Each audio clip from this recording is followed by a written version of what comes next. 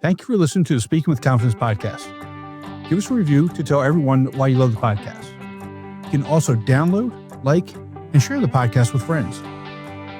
Be sure to visit formingforpublicspeaking.com and sign up for Forming for Public Speaking course.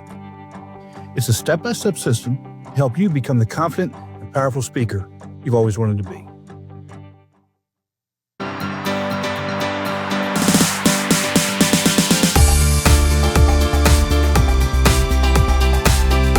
Welcome to Speaking with Confidence, the podcast dedicated to helping you unlock the power of effective public speaking. I'm Tim Newman, a recovering college professor turned communication coach, and I'm thrilled to guide you on your journey to becoming a powerful communicator.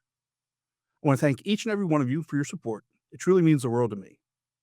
Please visit timnewmanspeaks.com to get your free ebook, The Top 21 Challenges for Public Speakers and How to Overcome Them. Michelle is a career coach specializing in career transition and leadership development. She helps mid-career professionals who feel directionless take action to land careers that energize them. Michelle, welcome to the show. I'm really looking forward to our conversation today, and you'll be happy to know it'll be 70 degrees today, which is very, very different than when we talked a few weeks ago. It really was, Tim. Thank you so much for having me as a guest on the show, and I'm glad to hear that your snow has disappeared. That It, was a shock for you all. it really was, and let me just show you, what we were dealing with a couple weeks ago in terms of the snowstorm. My So goodness. So this picture is right outside my door. You can see my finger taking the picture up here. Um, this was Wednesday morning, like right before we spoke. Okay, Gosh. and again, this is in Hilton Head, South Carolina, so we don't get snow. No. And what's even more surprising than this is the stairs to my office on Friday. This is about noon on Friday, actually. Gosh. And they had iced over, so it looks like snow, but it's really ice. And so, we don't have any snow removal systems here. And I mean, I couldn't get into my office until, Sunday afternoon. And, as we talked that, when doing this, that really, sets me back so far. But had to cancel things. And you Oh. wanna know what's even worse? What's So that? so I get into my office Monday. Obviously, I have no control over some of this stuff. There's an update to the operating system. Okay, so I update the operating system Monday night, so I'm not losing time there. I get in Tuesday, and some people that I canceled the week before, scheduled for Tuesday, Wednesday, I was out. No, scheduled for Tuesday, Wednesday, Oh. Thursday, I was out of town, Oh and my goodness. all of a sudden, my camera and my microphone would not connect, Oh gosh. and I'm It was going, rebelling against the it was, snow. oh my gosh, and and I don't have phone numbers, which to me, I don't know if I told you this. I need your phone number because I, Yes. I'm a talker. I, I'll send you an email, but especially when you have things come up, I would much rather just give you a quick call or text message and say, "Hey, look, I'm sorry, this is what's going on," and that way I'm not wondering, did you get it? Did you not get it? Exactly, But exactly. but I lost, Oh, and no. I'm driving myself nuts. And yeah, I've got other stuff I can do, but this is what I like doing. I like talking to people. I like the interaction, and learn from different people. And like I told, um, there was a post on LinkedIn a few days ago. The people that I've spoken to across the world over the last 7 or 8 months doing this podcast, and the friendships that we've built and the connections that I've built Ah. is just incredible. Um, That's amazing. I you mean, the know, power of connection, right? it, You have these conversations and, when you invest in the relationship, it turns into something really beautiful. So it's so wonderful to hear that. Yeah, it is, and again, this is how we connected, and um, how and just think about this, you're gonna be talking to my daughter, doing maybe doing some work with her just because of this Yeah, connection as well. So I this is the power know. of this. It really is, like, the thing that I've always been amazed at over, not just the course of my career, but I mean, like, just the course of my life is you never know where one conversation is going to lead. And, you might think, "Oh, like, I don't know if I'm gonna get anything from this conversation," or, for me, because I work with people who are looking for work, it's easy to think, "Oh, this person I'm gonna talk to, what are they gonna be able to truly do to help me find my Right. next job?" And you might be surprised at what comes from that conversation. I think a large part of it is being open. Yes. It's being open and being curious and going into the conversation not with a limiting mindset, which is, "Oh, this person can't help me, so therefore, nothing will come of this." That's a limiting mindset. But Right. when we go into just even regular conversations with, what we'll call that growth mindset, where we can see like opportunities as opposed to limitations, you just never know where those conversations are going to go. And they could lead to something that's really productive, really Mhm. positive, and something, as you're seeing with some of the people that you've been working with, these are long lasting relationships that in some cases even turn into friendships. And at the Exactly. start, it was, you didn't know where it was going to go. So Exactly. amazing to hear that. It is. And you know, when you look at it again from a bigger picture, again, take a step back and not think about any type of interaction of what can it do for me, but Yeah. look at it from that bigger perspective. Because remember, it's not always about you ever. I mean, I Yeah. it's let's get out. Let's get away from that and um, you know look at things from a bigger picture and how we can be of service to others, or let's just see where it goes. I mean, Exactly. you could have a conversation like I did last week with an individual, um, and it was great talking to him, but from the podcast perspective, there just wasn't the connection there. There wasn't, Yeah. and that's great, And but that's it okay. is. It really is. Um, Yeah. I mean, it's interesting as we're talking about this and just, the power of relationships and connections and certainly how when we build on those relationships, it also builds our own confidence, like to Absolutely. to have more conversations. A friend of mine in a networking group that I was part of years ago, like when I started as a career coach, I was part of this business networking group. And he had this saying, and I repeat it to clients, today. I'm going to share it with your listeners right now, which is, think about networking conversations. And networking conversations are really like, you're having conversations with the purpose of, exploring possibilities and Mhm. maybe learning about organizations. But he said, approach it with the interaction in mind. It's all about the interaction and not about Right. the transaction. So the transaction is, I'm just going to go and like, Tim, I'm going to have a conversation with you. So, I'm just going to have this conversation with Tim. I'm going to learn information. It's going to help my job search.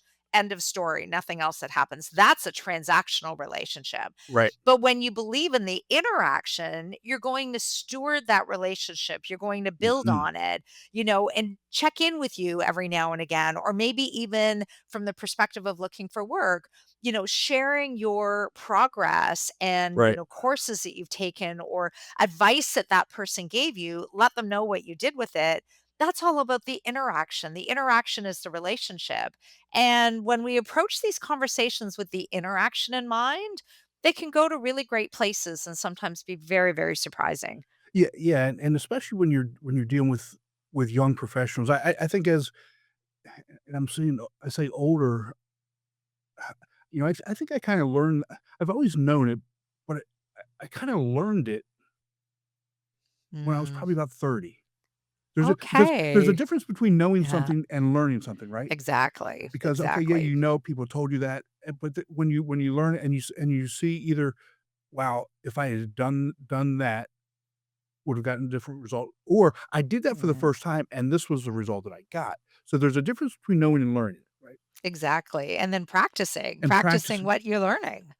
How do we, get this get that idea embedded in young professionals' minds so that they don't have to go through some of the things that we've gone through. I mean, you've got kids, I've got kids, and Yeah. we do the best we can. We teach them, and we see them making the same mistakes that we made, even though we've told them, "Don't do that," or "Do this," right? Yes. And but somebody down the road, next door neighbor tells them the exact same thing, and it's like the best thing they've ever heard. So how can we get young professionals to understand, you know, it's okay to talk to somebody. It's okay to go into a conversation with no goal, no agenda, see where it goes, and then go into a conversation with a goal and agenda and see which one is the better conversation.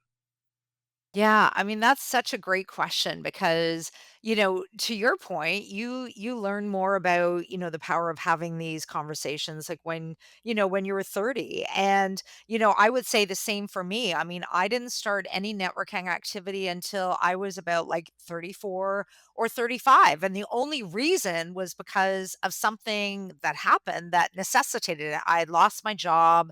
I was thrust in the job market, so I really needed to explore some other alternatives fast. But this is something that we can build at a much earlier stage in life. And, if I think back to, things that would have helped me when I was a young professional, young Mhm. adult, to be able to step into these conversations with confidence, it would have been having some kind of, framework. And, to your point, maybe you don't know exactly where the conversation is going to go, but I find that, and I'm going to speak with about my adult clients now for a second. I find that people avoid having conversations because they just don't know what to do. Mhm. They don't think that they're going to be good at it, and they don't really know how to do it. They don't really feel like they have the skills, so then they just avoid the conversations completely. And in the context of looking for work, that can be disastrous It is. because, having these conversations and building relationships when you're looking for work forms, I'm going to say, like upwards of 80% of the amount of time that you need to invest in finding that next job. So it's more giving people the permission to be able to reach out, but with a framework. So when I'm talking about that, it's not even necessarily establishing what the outcome is going to be, but it's thinking about putting the other person first. And so if you're a person that naturally is curious, likes to ask questions of yourself or of other people, that's going to be a skill that you can contribute to these conversations earlier in life. Right. So I'd say to all of your listeners, before you have a conversation with someone, and this is even just, you could be talking about, like with a friend, or maybe you have like a new neighbor or somebody at school that you're meeting for the first time, ask questions of the other person. And so I find it can be really helpful and less daunting to be in the conversation when you've thought about the kind of questions that you would want to ask. So, for example, let's say you're going to a group event and you're not really sure like who you're going to meet or where the conversation is going to go. Think about those questions you can ask, like, so why are you here? Like, what attracted you here? And like, well, like, what are you hoping to get out of today? And how did you get here? And asking questions about the other person, you're going to learn things about them, and it's a great way to keep the conversation going. And then you see where the conversation goes. One thing leads to another. Think about bringing those questions to the conversation. You're going to learn about the other person. You're going to learn, something new that might help you with your own career Right. aspirations. And then it becomes a really useful conversation to have. But having that framework and the preparation beforehand really builds the confidence. It really does, and I'm glad you said that because I'm somebody that harps on preparation and research and preparation and research and pretty much everything that we do or Yeah. everything that I do, or talk about, think about it from the perspective of if you're gonna go into, like, let's just use that example as a networking event, and you don't have any idea of who's gonna be there. Like, most I mean, networking events take on all different kinds of shapes and sizes and that sort of thing. But if you're going Yeah. to your industry networking event, okay, who do you think is gonna be there? If you're going to, a town, a business networking event, you know, who who's members of the chamber? Yeah. Think Exactly. about those types of things and, and approach from there. Because if you walk in cold and you're not comfortable talking to people, that's you get right back into this, "Okay, I'm here. I I don't know who's here. I don't like talking to people. I don't know where to start." Okay, you're gonna stand there for 5 minutes. You may go over, get a couple bites of cheese and a drink, and then you're out of here, and you've just lost an opportunity, Oh, um, yeah. and it's Many opportunities, yeah, probably. and so that's part of it, and obviously, uh, I'm somebody who has a lot of questions, and I d you know, I don't take myself very seriously, and I tell, you know, my clients, I'm okay with being the stupidest person in the room. I really am. Because if I don't understand something, or if I wanna know something, I'm not gonna just wither. I'm gonna ask a question or, try and get the information or what have you, because I'm probably not the number 1, I'm probably not the only one that has that question. Yes, exactly. And it's interesting, like, as we're talking about, asking questions. I mean, yeah, of course we can learn so much, but it's just continuing that conversation. Mhm. Like I find, like, I don't know if you've ever gone to an event, Tim, where, you walk in the room and somebody like almost thrusts their business card in your face, Yes. starts talking about, hey, like this is about me, this is what I can do for you, and it's all about me, me, me. Mhm. So, when you're at an event, especially, I would invite your listeners, like, turn it around, actually. Exactly. It's not about you. So maybe your backstory is you want to learn about a particular sector, or you want to learn about a particular career path, or you want to learn, about, like how somebody was able to enter a particular job. Make it all about the other person and less about you. And so, what can make people, comfortable and can really build that confidence is think about being at an event like just having a conversation in day to day life.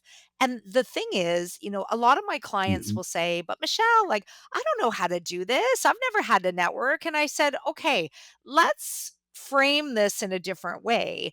I said, do you have conversations?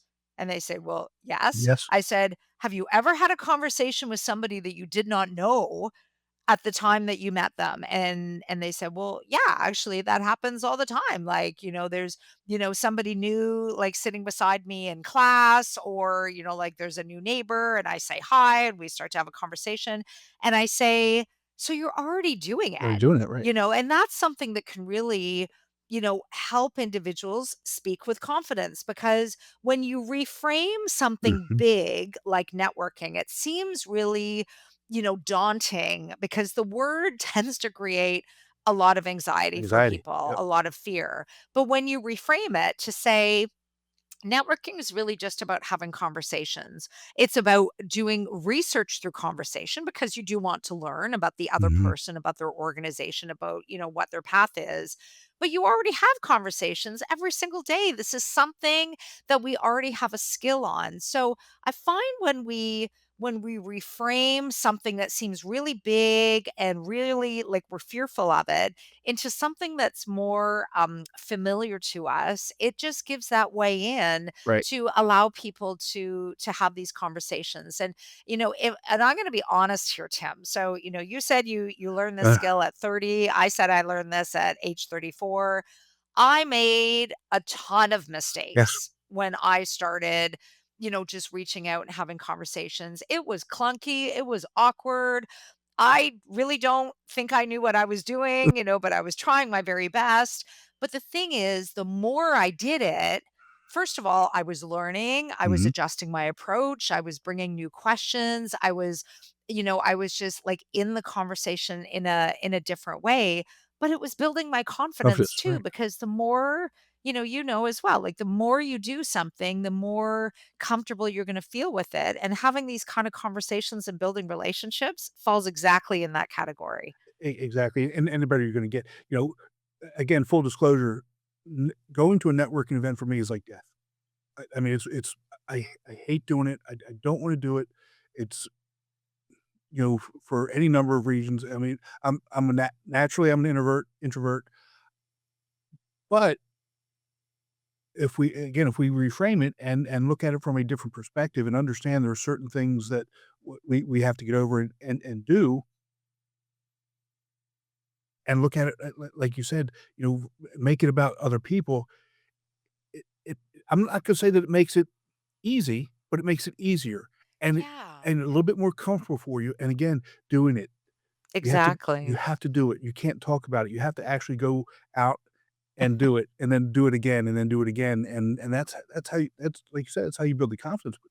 It totally does. You highlighted something there, Tim, which I think is really important, like the difference between thinking about it, Mhm. like doing the research, like who's going to be at this event? Who am I going to be talking to? Like doing your preparation beforehand with your questions, all of that is really important. But if you don't do anything about it, then nothing builds. And the one thing that I've come to learn about the power of having these conversations, the power of building relationships is, it works because people love to talk about They themselves. do. We just need to ask. And so that's where, back to what we were talking about earlier, like make it about the interaction, not the transaction. Like ask about the other person, come with your questions, really be curious and want to learn about them.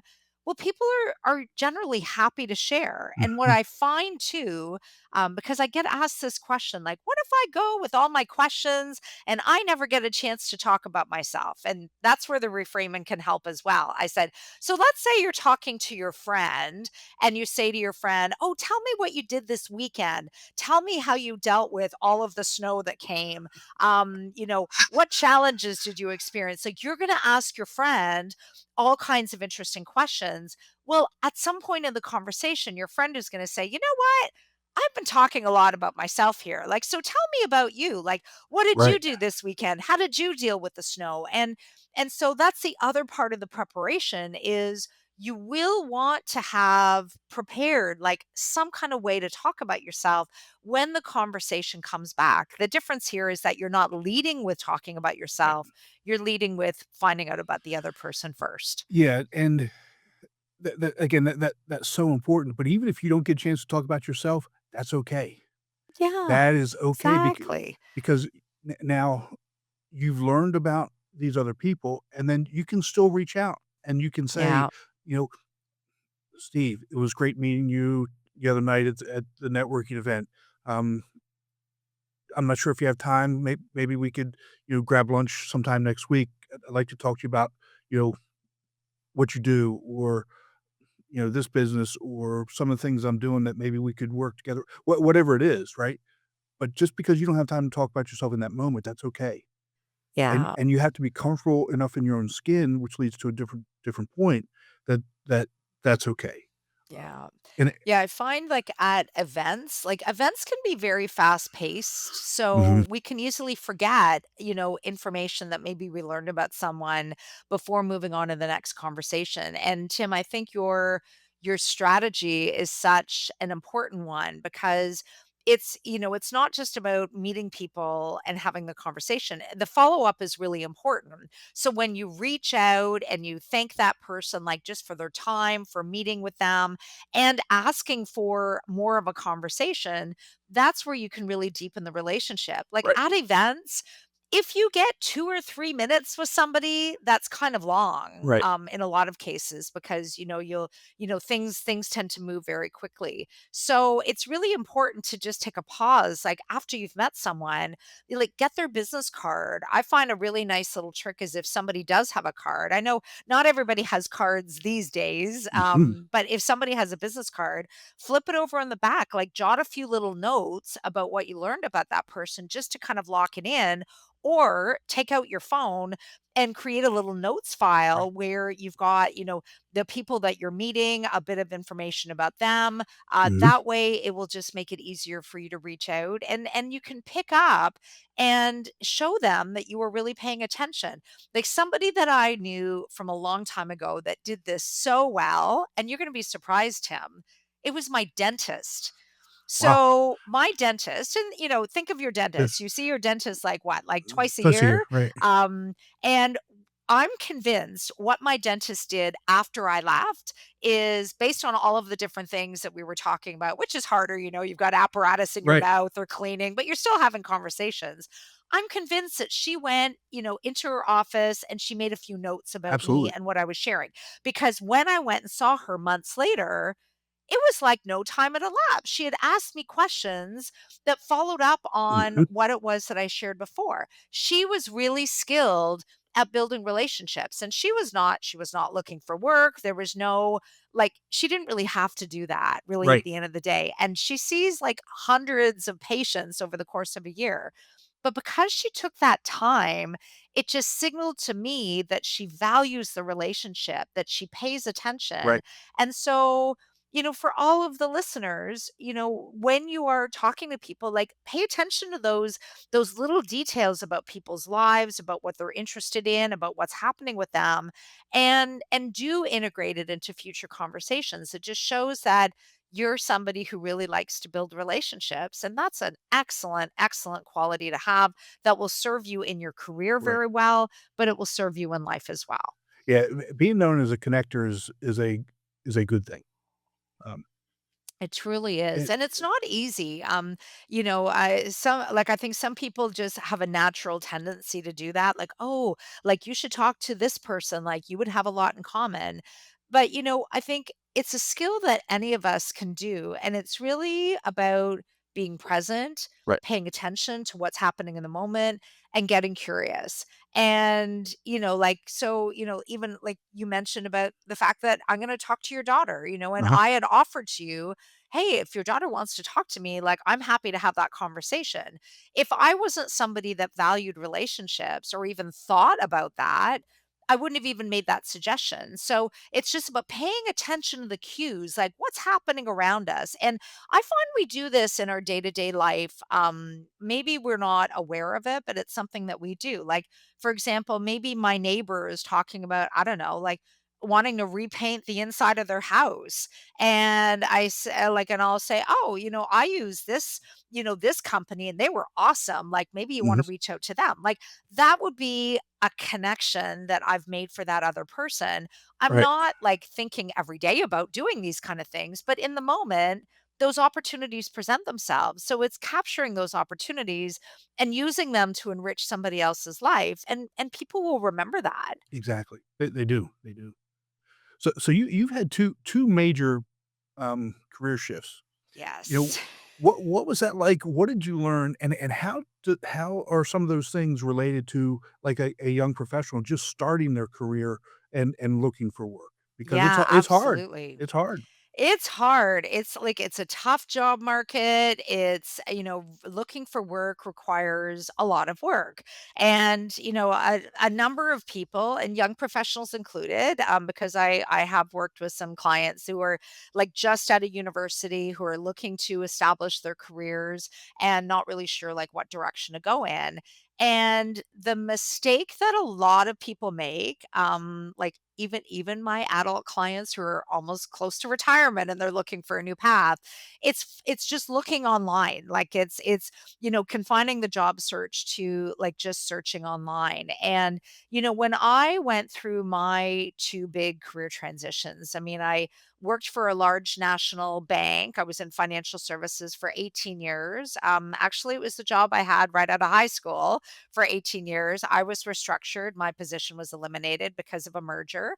And I went into not for profit. And the same thing happened 7 years after that. Like, because of funding changes, my position was eliminated.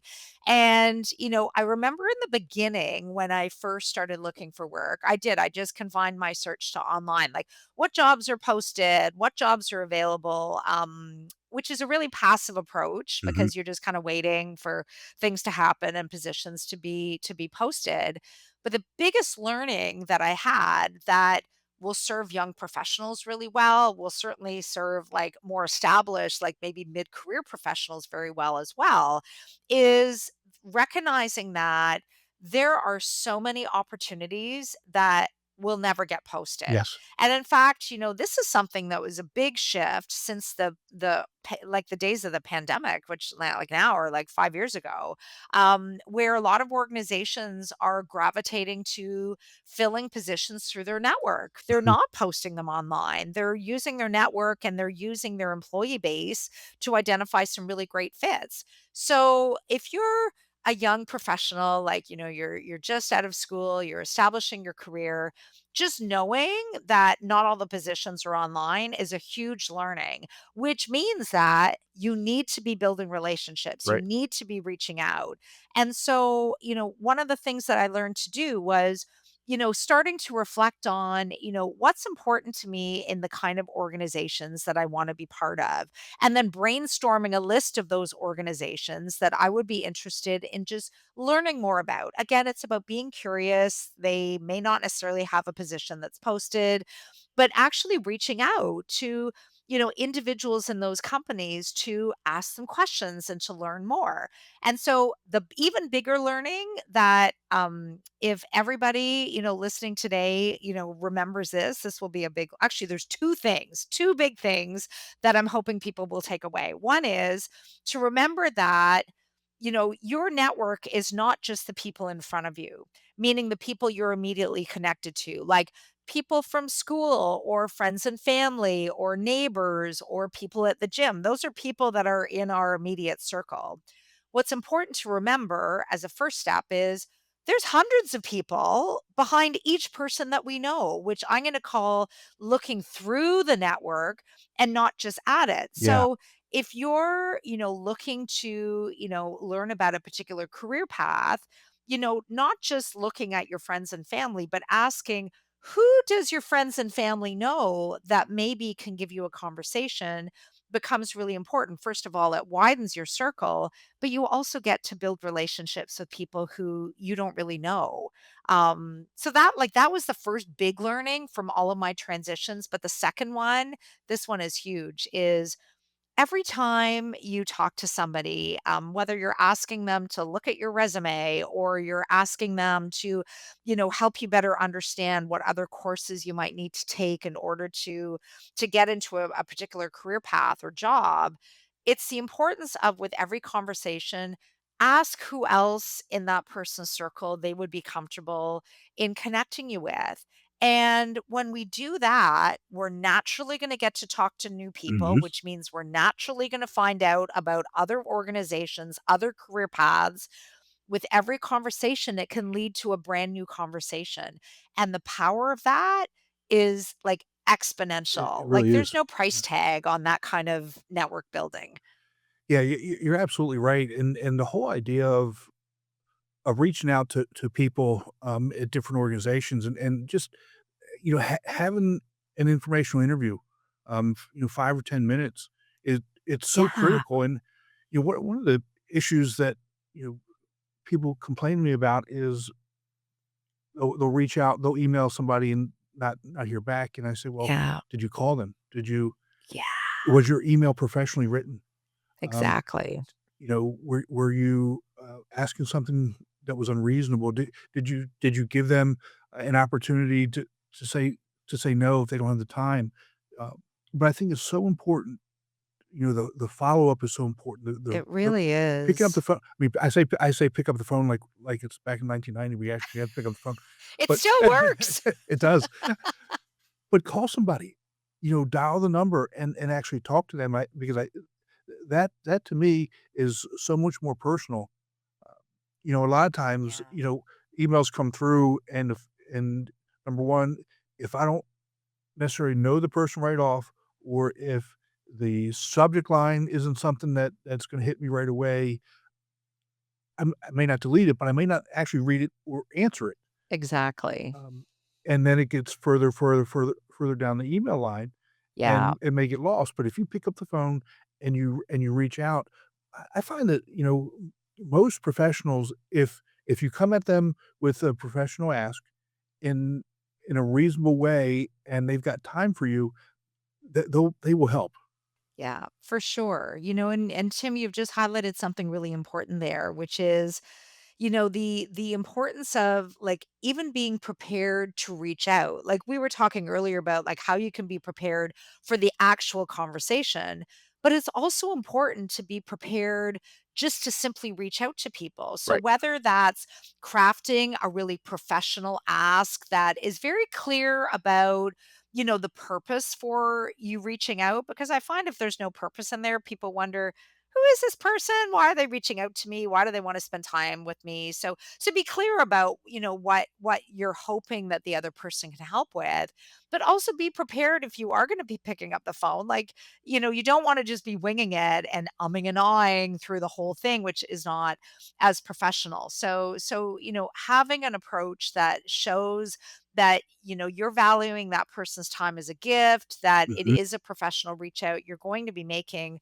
a really positive impression. And there's one thing I'd like to highlight, especially for young professionals listening. You might be thinking, hold on, like, how can I just reach out to somebody at a company like they don't know me, especially if that person is far more senior than I am. And if you're a young professional, almost everybody that you're going to be talking to explore, career paths or learn about Mhm. organizations, almost everybody's going to be more senior than you because they've had years of professional experience. So I will oftentimes hear from clients, and again, these are mid-career professionals who also struggle with this. They say, well, how can I reach out to like the CEO or the executive director or the vice president or the regional manager or anybody in a senior position? And what I hear from my clients is they say, that person is too busy, like they're busy leading the company. Why would they talk to me? And I call that a limiting belief Yes. because it's an assumption, it's a judgment. Like if we believe that, we'll never reach out to somebody more senior because in our head, we've already discounted it. We haven't Right. even given them a chance. We already are assuming, oh, they're going to say no because like why would they want to meet with me? But here's the reality. The reality is these individuals, even if they have like a big title beside their name, they're human, Mhm. first of all. They're just a person who happens to lead the company. They've also had to do a fair amount of networking themselves to get to that senior role. And because they're human, they want to help. Most people really do want to help.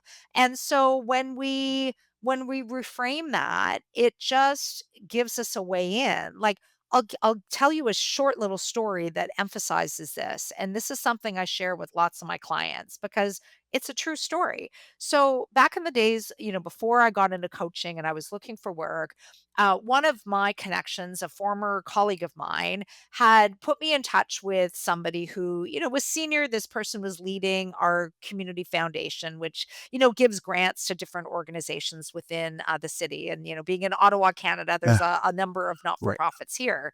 And this person referred me on and said, oh, you know what? You should talk to the chief medical officer of health for the city of Ottawa because there's always things happening at the city. Maybe there's an opportunity for you. And at the time, I actually didn't do anything about that suggestion because in my head, I had that limiting belief of this is the chief medical officer of health who would be responsible for every single major health crisis that the city has. I said, why, like to myself, I said, why would he want to meet with me? He's way too busy. So I didn't do anything about it for weeks. But I kind of kept thinking about it. I kept coming back and eventually I just said to myself, you know what? I have nothing to lose. Let's say Right. he turns me down or he, doesn't respond. I'm no further behind. I could be very far ahead though. So I, mustered up my courage. I phoned and got his assistant. His assistant booked me in for some time the following week. Well, not only did this individual like have time, he gave me like 30 minutes of his time and we talked about, what was going on in the city. He asked me a number of questions about my experience and at the end he said, "You know what?" He said, "Nothing's happening right now in the public health area." But he said, "I know, like, he's been around for a while." He said, "I know that things change pretty quickly." So he said, "Send me your resume. I'll give it to human resources. You never know what'll happen." Well, Tim, 2 weeks later, I got a call from our Ottawa Public Health Human Resources, and they said, "You know what? Like, we have a need to have somebody, like, plan some medical conferences that are coming to the city. It's a contract opportunity. Would you like to be considered?" Of Well, the course. answer was Yes. yes. And I interviewed, I got the job. It turned out to be the best employment experience I had had, certainly one of the best, Mhm. and I would have never known about that if I had bought into that limiting belief of, Exactly. "This person's too senior." So, that's a big message, I think, for anybody listening today Yeah. is that don't allow somebody's title to get in the way, like, this person is human, and they potentially could help you. When you reach out, when you plan and prepare, and you have a really Mhm. professional ask, chances are that person will want to help, and that offer of help might actually lead to a job. Exactly. Exactly. And, that's so important to get and understand, and, uh, everything about that story is I mean, you could pick lesson after lesson after lesson, and, at any point, if you hadn't done something, what would have happened, right? Yeah. And Yeah, exactly. you just never know. It's Yeah. and Yeah, here's the we thing, even if you Mhm. called and he said no, number 1, that's okay. Exactly. Or if you called and you said, "You know what? I really don't have time, but I know who does have some time." Yeah. So Yeah. now you've got 2 different people that you've interacted with, or more. Exactly. So it's, just just dial a number. Yeah. I mean, I think, what you mentioned there kind of falls into the category of what's the worst that can happen? Like, Right, so I reach out, what's the worst that can happen? Oh, the person says no. Okay. So, is that going to set you back? No, because you haven't lost anything, but you can gain a lot. So, I find, especially with having conversations, there's a lot of these, like, the limiting beliefs, and the limiting beliefs, nobody's imposing those on us. We are standing in our own way. right, And so when we get out of our own way and we take on approaches that allow us to reframe those limiting beliefs, it allows us to move forward. We can take positive productive action, and maybe that will build into a relationship that is going to pay dividends for years to come. You just never know until you take a chance and you do it. exactly. Is there anything else that audience should be thinking about as they go through the job search and networking process? I mean, we've talked about so much, Yeah, haven't we? And we've had some, like, really key takeaways, like, if you don't ask, you don't get, certainly. The other thing I guess I'll leave everybody with is, we did talk about the importance of preparation, and, I like to think about engaging in networking activity as like going on vacation.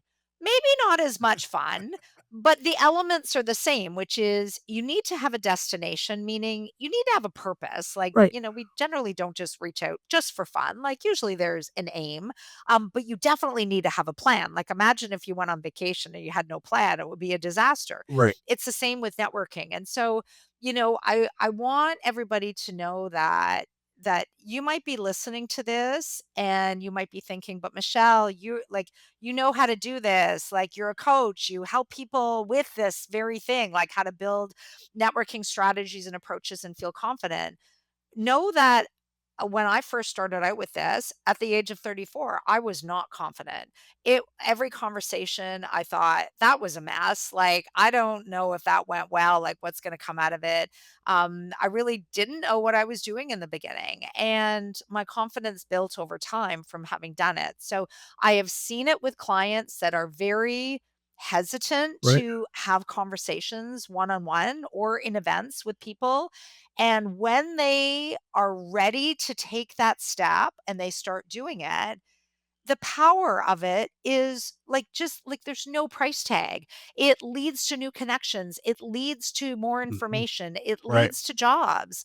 And so if you're thinking to yourself, well, I can't do this, I'm not really good at it. Maybe you have more of an introverted communication style and it's hard to be in conversations.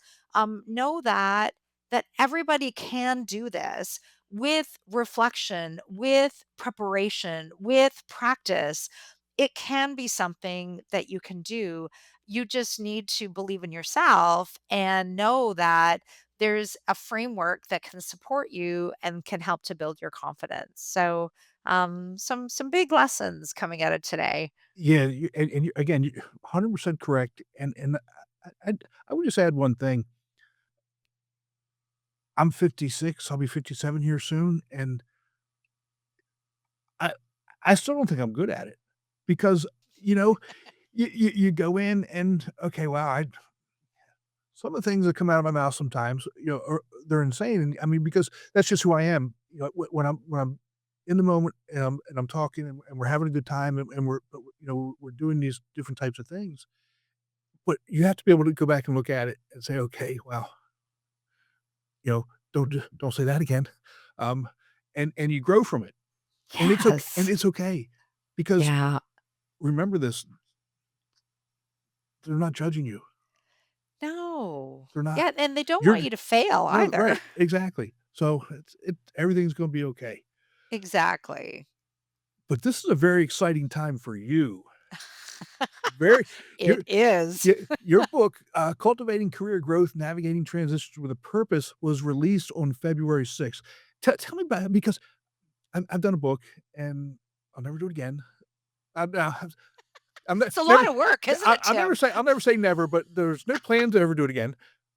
But it's an exciting time because, I mean, you put so you to write a book, what people don't understand, it's so much time, so much effort, It is. and, it's a heavy lift, and then you've got the book tour you've gotta go on, and you're promoting this and promoting that, and then finally it's released, and I'm just gonna tell you something, it doesn't stop. It It doesn't doesn't. It's stop. just the beginning, isn't It it? is. So tell us about the book.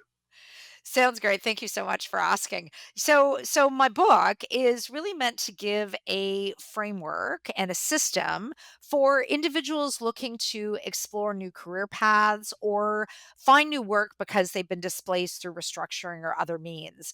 And I find when individuals are looking for a job, like whether it's because they've lost their job suddenly or whether they just don't feel the love in their work anymore and realize that they're meant for more, what I find people struggle with the most is figuring out, where do you look? How do I know what I'm looking for? And, what is a plan or a strategy that's going to support me in finding what it is that I really need?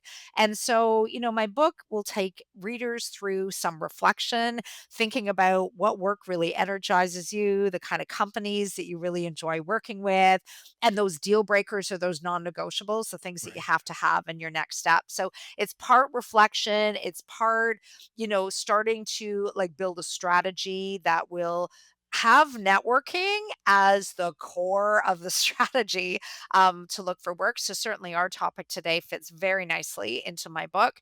And it's also part workbook. So, not only is That's it a sharing like strategies and tips and resources, but in every single chapter, I've got like some reflection questions and lines like built right into the pages where you can write in your notes, you can write in your reflections, the things that are important to you from that particular chapter that will help you form your job search strategy. So I'm really excited. It's a combination of not just my framework, but client stories along the way, and also my own experience because I've gone through transition. Mhm.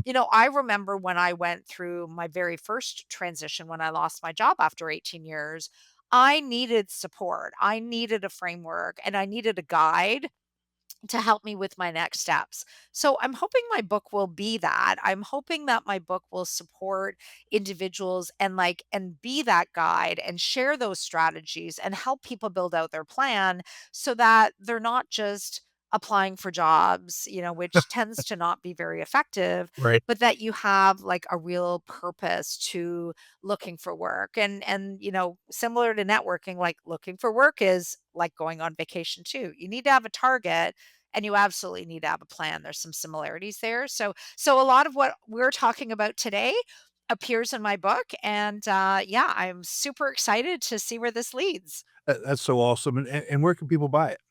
So people can buy on Amazon. If you are an ebook reader and you have a Kindle, you can get a Kindle version. The paperback as well, you can order on Amazon. And you can also, if you're interested in just, I'm going to say, trying before you buy, you can go to my website and you can get a downloadable free chapter from my book. So you can get a taste for what the book is all about. And that will give you a sense for, what it is that I'm talking about and, hopefully lead you to buy the book. So my website is mschafercoaching.ca. There's a tab that is called My Book. You just click on that. You can sign up to receive the free chapter and also stay in touch with me to hear about other offerings that I will be bringing forward after my book is out in the world for a little bit.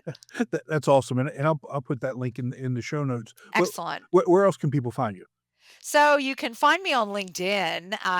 If you would like to follow me or connect with me, I post on career exploration and job search topics, I would say at least 4 times a week. And this topic of having conversations and building relationships is one that I'm quite familiar with writing on. So do look for me on LinkedIn.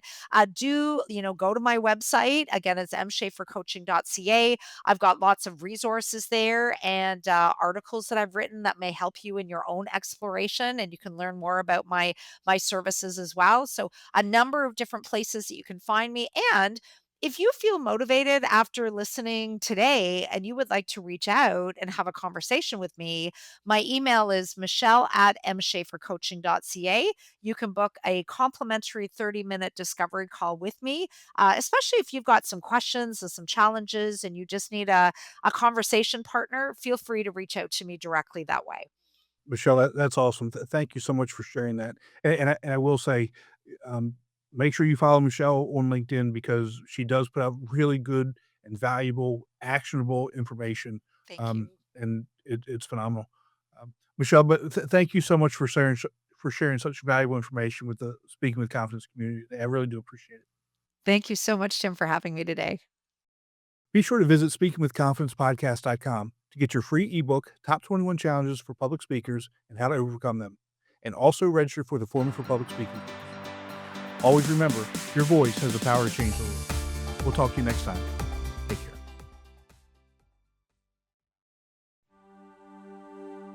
I hope you enjoyed the latest episode of Speaking with Confidence. Give us a review to tell everyone why you love the podcast. You can also download, like, and share the podcast with friends. Be sure to visit forumforpublicspeaking.com and sign up for the Forum for Public Speaking course. It's a step-by-step system to help you become the confident and powerful speaker you've always wanted to be.